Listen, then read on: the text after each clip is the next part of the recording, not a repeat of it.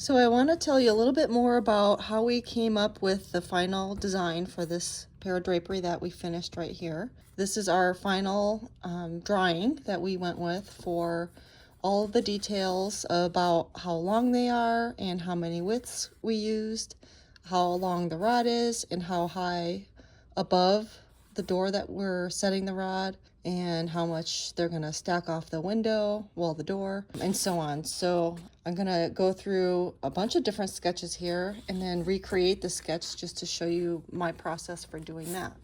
And so we ended up with two sketches that were very similar as far as how wide the rod is. So in this case, the rod is set above the sliding door, kind of more towards the door rather than towards, this is the ceiling line.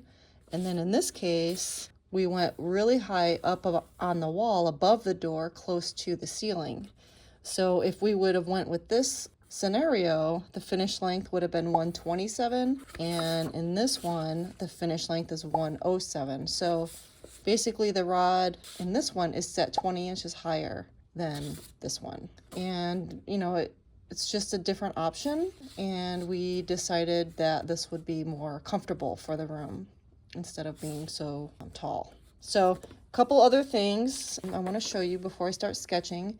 This is the measurement that I took of the door when I first went to see this room. So it is a sliding door and the handles are in the middle, which I should have drawn that in just to remind myself, but I had a picture. But whenever I'm measuring a door, I usually draw on there where the handles are, because some doors slide all the way, you know, to one side or the other.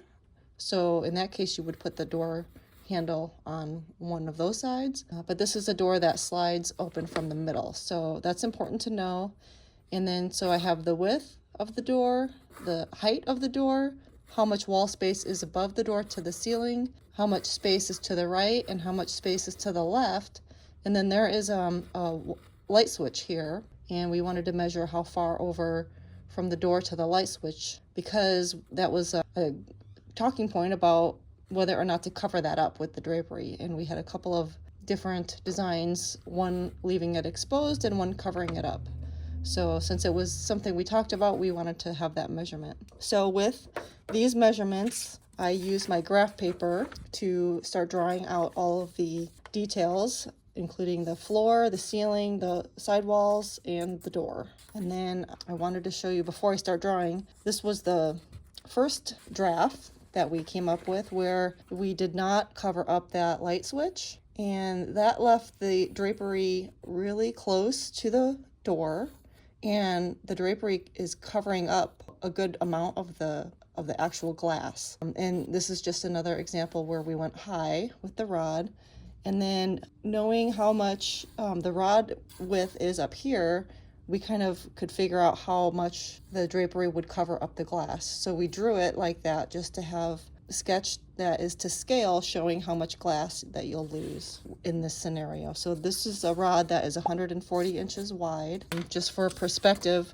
we ended up going with this design where the rod is 192. Actually, it's this one where we went lower. But anyway, the rod is 192, and it shows you that the drapery is almost all the way off of the glass. And so it makes that door look much bigger. Even though this is the same window, you can see how much bigger it looks in this one, even though we went low with the rod. But in this case, because the rod is up so high, I wanted to show an option. So same, these two are the same. The only thing we changed in this one was we added a valance. So a valance up behind the drapery would kind of conceal all that wall space that was being left open right here. So that was just an option that would be really pretty, is to put a valance up here. It would have been just a faux valance, matching some shades that are on the opposite side of the room. So that was this was still having the rod being a little bit shorter than what we went with. This is what we went with. And then this was the option where we went a little bit wider than the original. The original was showing the light switch here. So then we went with an option where you would cover up that light switch, and also you could clear the door a little bit more.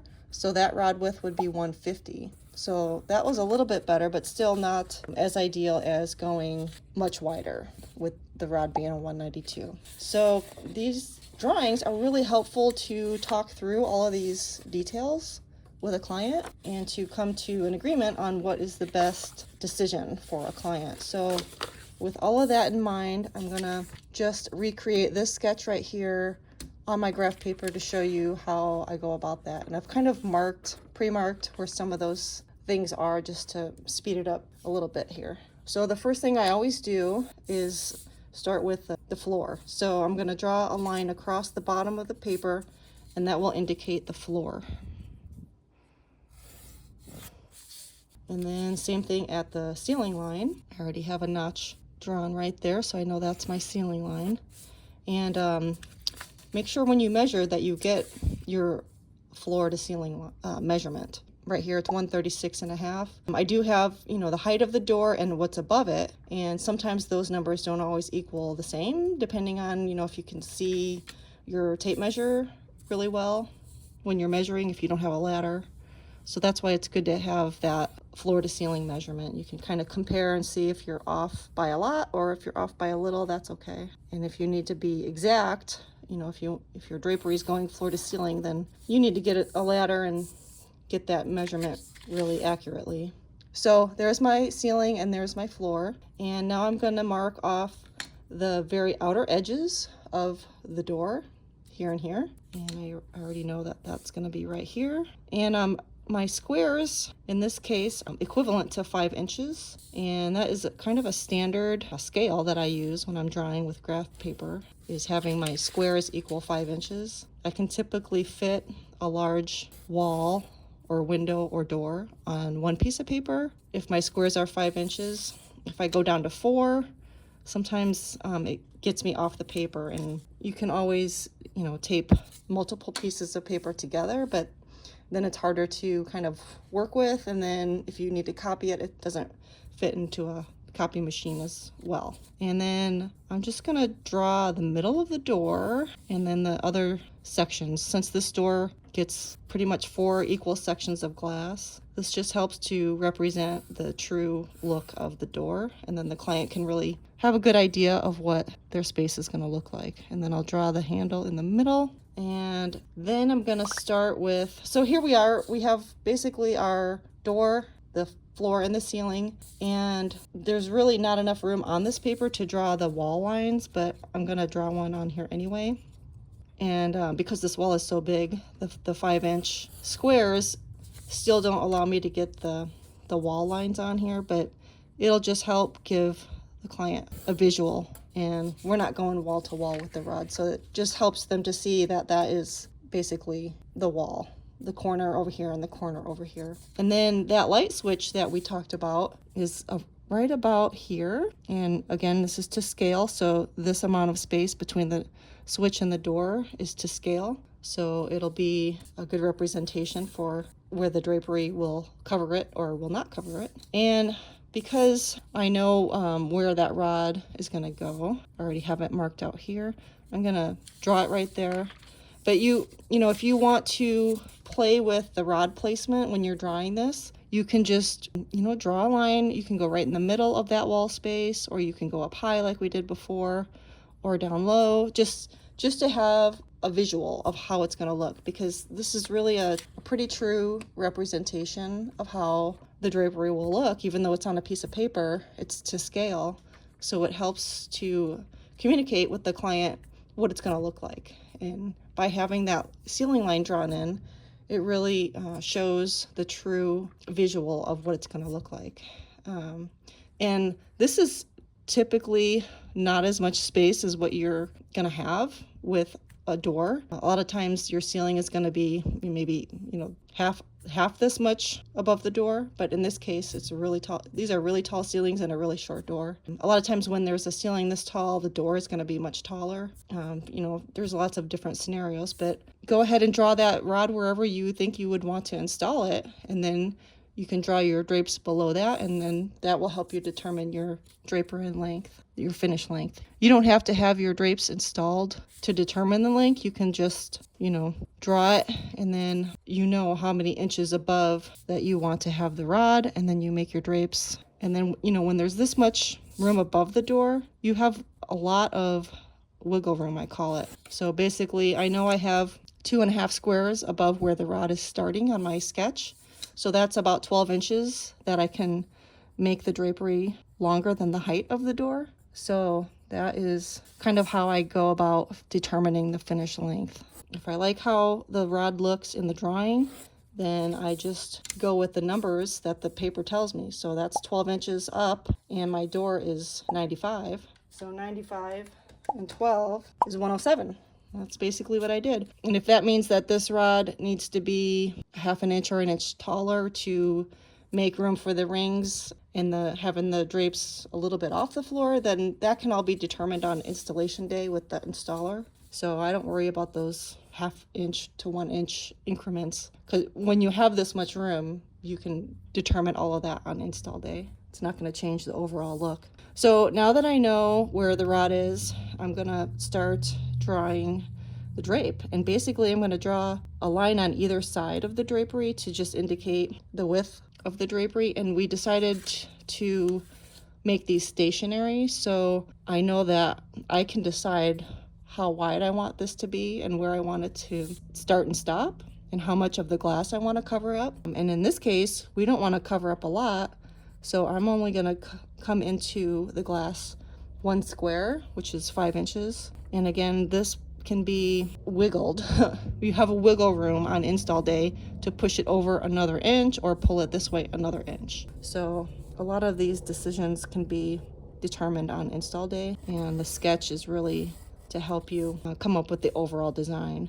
So with the outer 2 lines of the drapery kind of penciled in, all I have to do now is do a little wave at the bottom, and then this line here and this line here that represents the door, I'm going to erase those lines, because once the drapery is hanging, you won't see the edge of the door. And that's one of the reasons you want to do a drawing, is to show how much of the door or window is going to get covered up. So now you can see that you've covered up 5 inches of the door, and this just helps the client see what that looks like. And then for the top of the drapery, I know that I'm going to have probably 10 pleats on this panel, because I figured out the math already. I'm going to do 2 widths of fabric.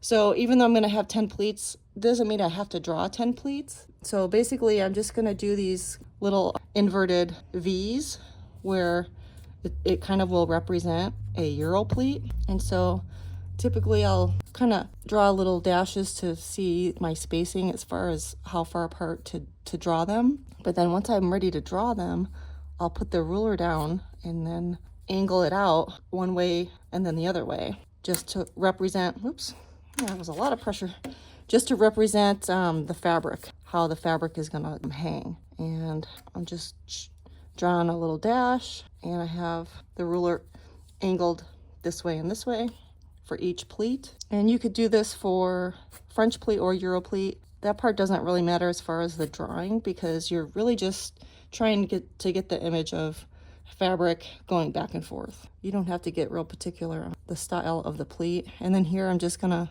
like connect the top and then draw a really tiny dash through the middle, and then connect the first one to, this would be the leading edge, and then the last one to the return. And then in between each one, I'm gonna draw a little scoop like this. And so that finishes the top of the drapery. And then for the rod, I like to, especially when I know it's gonna be a dark finish of a rod, or black in this case, I'll just sketch it in. And then where each pleat is, I will draw a little circle, like an oval, to represent the rings. And that pretty much looks like the top of what a drapery is going to look like. And that is how this sketch finishes up. And then you are left with the bottom. And then, because we decided to cover up this light switch after all, I'm going to just erase that. And then on the bottom, I'm going to draw a straight line at each line, and then have it fade into the body of the panel in the middle at different spots. So these are just quick lines again, and it gives you kind of this open spot in the middle to show some highlights. And then I'll go in between each one like this and try to have some of them be shorter. If they're a little bit angled, that's okay too. Just kind of creates little shadows. And then on the outside edges, sometimes we'll go over those to kind of reinforce that that's the outer edge of the drapery. And then it's looking like the real deal. So that one's done. I'll just do the same thing on the other side. And then where you can still see that there's glass, if you put those two little dash marks, that looks like a glare on the glass. That helps it look kind of more real. And that looks good. I'm gonna go over the rod again just to make sure that looks nice and straight, just on the outside edges. So that is how I would come up with my sketch that looks like this. So if you take this to the copy machine and copy it, it ends up looking like this unless you set the copy machine to see all of these little lines. But pretty much it will just erase them when you copy, and you just are left with your pretty sketch. So it looks really awesome when you just make a copy of it, and then you can, you know, show that to your client like that, or you can show them this one to show them that you drew it with a real pencil, and then they can have a copy if you want to give them a copy, or you can keep it and say, no, you have to pay for that. I hope that helps you see how some of these designs are born with the graph paper and pencil, and what decisions go into the design process when talking about drapery and measurements and fullness and stack back and stuff like that, where to put the rod. And then when we're actually ready to cut our fabric, we can go back and kind of check our measurements and check our notes for what we decided on for final answer, and then get to cutting the fabric, because then you're gonna have yourself some pretty draperies to install, and the client already knows it's gonna look like this, so they're gonna be thrilled on install day when you've created the drapes that they are picturing in their minds, because they're gonna be dreaming of this sketch until you come to their house with the drapes all done like this. And here we have these sheer panels for the living room all installed, and these are unlined, just so you can see the beautiful texture.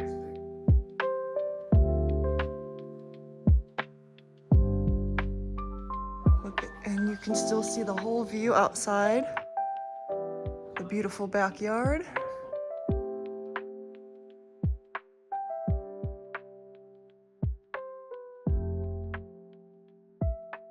And the color looks amazing with the artwork, and the flooring and the furniture.